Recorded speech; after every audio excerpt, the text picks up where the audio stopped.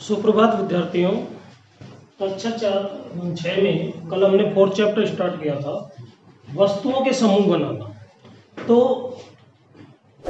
समूह बनाने के लिए हमें वस्तुओं में समानताएं, विभिन्नताएं आदि देखनी पड़ती है। तो कुछ गुण हमने कल पढ़े थे, जैसे कठोरता है, दिखावट है, चमक है, विलेयता और अविलेयता है। इस आधार पर भी हम क्या कर सकते हैं, समूह बना सकते हैं, ग्रुप बना सकते हैं।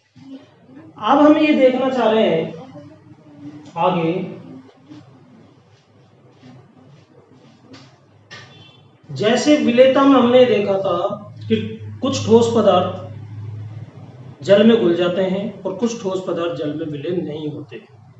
जैसे नमक और चीनी इजीली घुल जाते हैं जल के अंदर, जबकि रेत है, लकड़ी का बुरादा है, लोहे का बुरादा है, ये जल में विलय नहीं होते। ठीक है। द्रव में द्रव विलय हो सकता है क्या? सबसे पहले हम ये जानते हैं। तो हमने कुछ द्रव लिए, क्या क्या लिया? जैसे सिरका, नींबू का रस,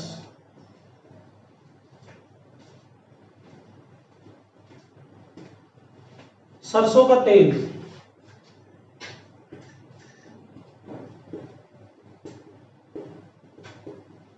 नारियल का तेल, नारियल का तेल। कितने पदार्थ हैं? 1 2 3 4। अब हमने एक गिलास पानी लिया।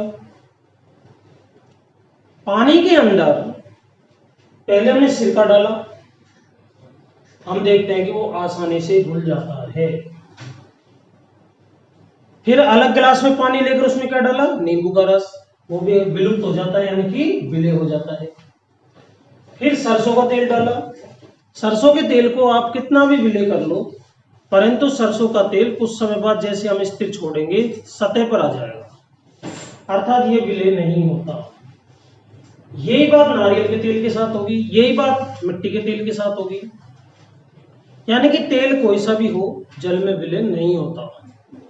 तो कुछ द्रव जल में विलय हो जाते हैं, कुछ द्रव जल में विलय नहीं होते। तो इस आधार पर भी हम पदार्थों का समूहन कर सकते हैं, ग्रुपिंग कर सकते हैं। ठीक है। इसके पश्चात आप छोटे बच्चे हो, आप लुका छिपी का खेल खेलते हो। तो लुका छिपी के खेल में आप कैसी जगह छुपना पसंद करोगे? जहां पर आपको ढूंढा नहीं जा सके, ऐसी जगह तो छुपोगे आप। मान लीजिए कोई ऐसी जगह है जिसमें कांच की खिड़की है, तो क्या आप कांच की खिड़की के पीछे छुपना पसंद करोगे? नहीं। क्यों? क्योंकि उससे जो ढूंढने वाला है वो आसानी से आपको देख पाएगा और ढूंढ लेगा। ऐसा क्यों हुआ? ये विज्ञान के एक महत्वपूर्ण गुण के कारण होता है, जिसको कहते हैं क्या? पारदर्शी। ये 3 गुण होते हैं, पारदर्शी, अपारदर्शी और पारभासी। तो इस चीज को आपको अब समझना है कि पारदर्शी क्या होता है, अपारदर्शी क्या होता है और पारभासी क्या होता है। देखिए, जैसे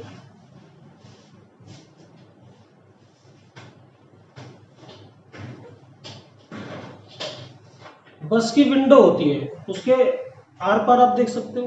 कई कांच की ऐसी स्लाइड्स होती है जिनके आर पार आप देख सकते हो। तो जिनके आर पार स्पष्ट वस्तु को देखा जा सकता है, उन्हें कहते हैं पारदर्शी, ट्रांसपेरेंट। पारदर्शी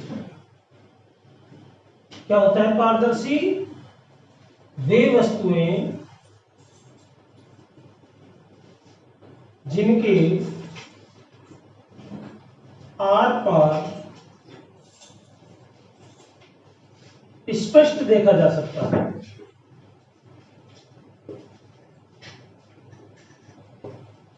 वे वस्तुएं जिनके आर पार स्पष्ट देखा जा सकता है, पारदर्शी वस्तु कहलाती है। पारदर्शी वस्तु कहलाती है। अब क्या कांच ही पारदर्शी होता है और कोई चीज भी पारदर्शी होती है? कई चीजें पारदर्शी होती है। ठीक है। जैसे कांच तो है, इसके अलावा पानी, पानी के भी आप आर पार देख सकते हो। कुछ प्लास्टिक, सभी नहीं, कुछ प्लास्टिक की वस्तुएं भी ऐसी होती है जिनके आर पार देखा जा सकता है। तो जिन वस्तुओं के आर पार हम आसानी से किसी अन्य वस्तु को देख पाते हैं, ऐसी वस्तुओं को कहा जाता है पारदर्शी। ओके, इसके बाद अपारदर्शी।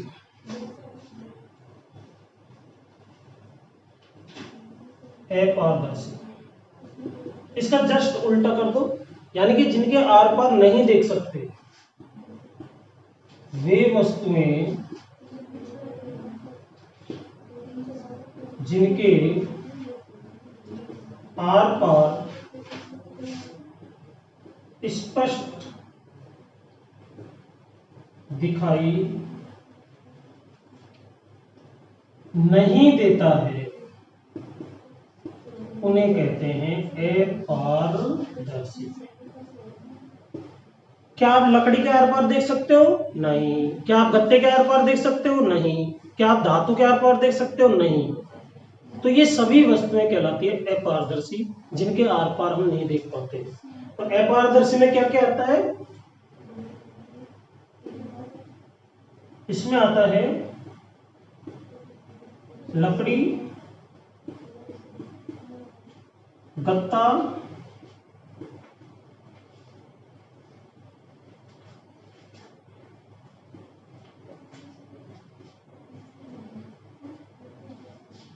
धातु, कोई भी धातु की शीट हो सकती है, लोहे की, एल्युमिनियम की, किसी की भी, तो इनके आर पार नहीं देख सकते।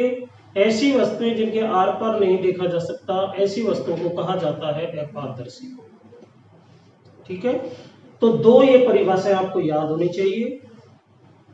जो वस्तुएं, जिनके वस्तुओं के आर पार हम देख सकते हैं आसानी से किसी अन्य वस्तु को, उसको पारदर्शी कहते हैं।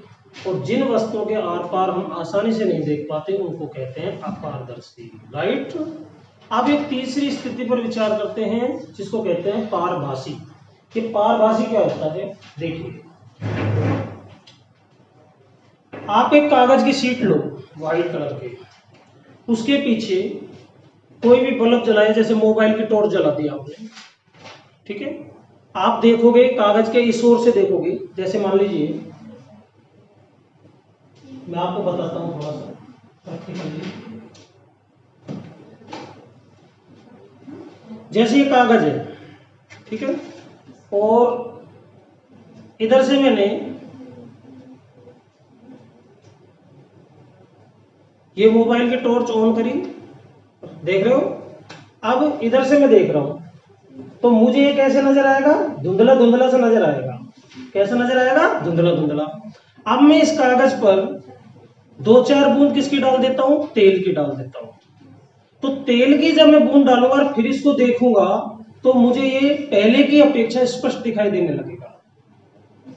ठीक है, पहले की अपेक्षा क्या दिखाई देने लगेगा? स्पष्ट। तो ऐसी वस्तुएं कहलाती है क्या? पारभासी। यानी कि इनके आर पार हम वस्तु को देख तो पाते हैं, परंतु स्पष्ट नहीं देख पाते। यानी कि दोनों की स्थिति, दोनों के बीच की स्थिति है ये। ना तो ये पारदर्शी है, ना ये अपारदर्शी है। वस्तु को ना तो हम पूर्ण रूप से स्पष्ट देख पाते हैं, और ना ही ऐसा है कि हम वस्तु को बिल्कुल नहीं देख पाते। वस्तु हमें इसके आर पार दिखाई तो देती है, परंतु धुंधली नजर आती है, स्पष्ट नजर नहीं आती। ऐसे पदार्थों को कहा जाता है क्या? पारभासी। राइट।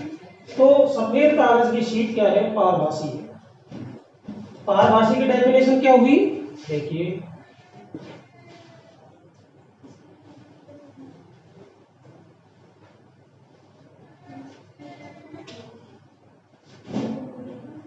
पारभासी वे वस्तुएं जिनके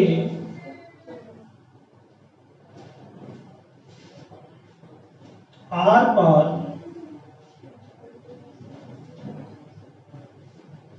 वस्तुएं धुंधली दिखाई देती।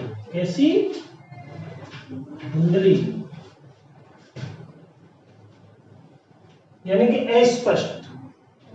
धुंधली को हम एक अन्य शब्द से भी इंडिकेट कर सकते हैं, अस्पष्ट। वे वस्तुएं जिनके आर पार वस्तु धुंधली या अस्पष्ट दिखाई देती है, ऐसी वस्तुओं को कहा जाता है पारभासी। तो सफेद कागज की जो शीट है वो पारभासी वस्तु है। तो अब आपको ये समझ में आ गया होगा पारदर्शी क्या होता है, अपारदर्शी क्या होता है और पारभासी क्या होता है। ठीक है, आगे चलते हैं हम।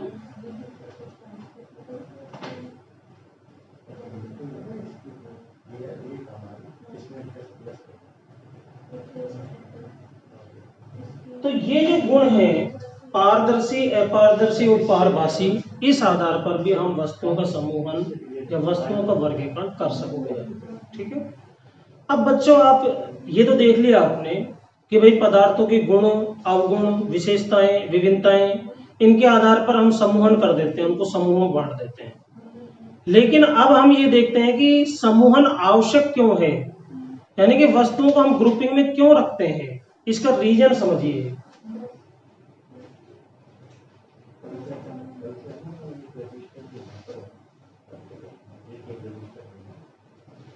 यानी कि समूहन की आवश्यकता।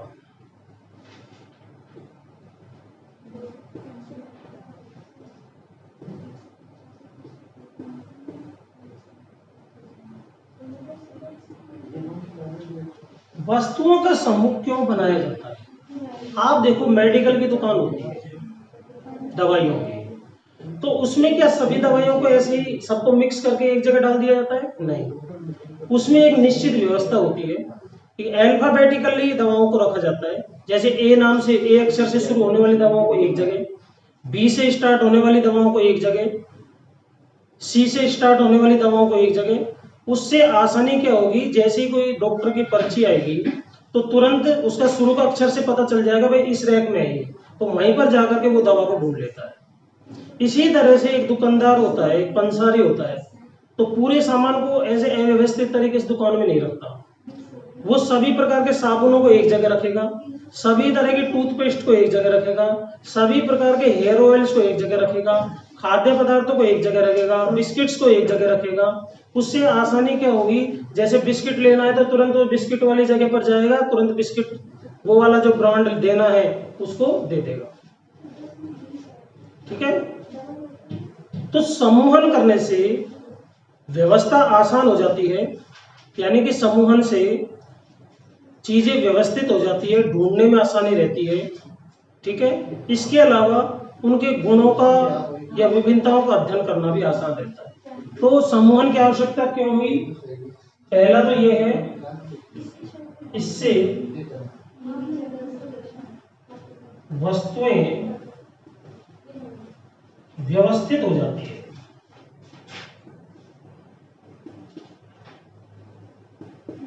व्यवस्थित हो जाती है, जिससे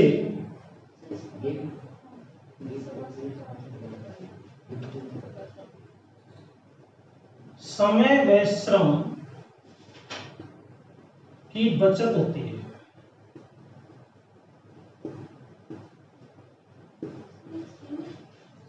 दूसरी जो इसके महत्व है वो क्या है, इससे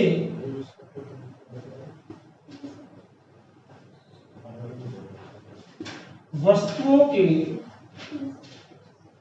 गुणों का अध्ययन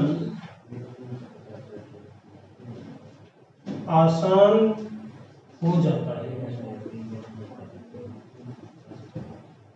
इसलिए समूहन आवश्यक है। हम अपने घरों में भी वस्तुओं को रखते हैं तो एक व्यवस्थित तरीके से रखते हैं।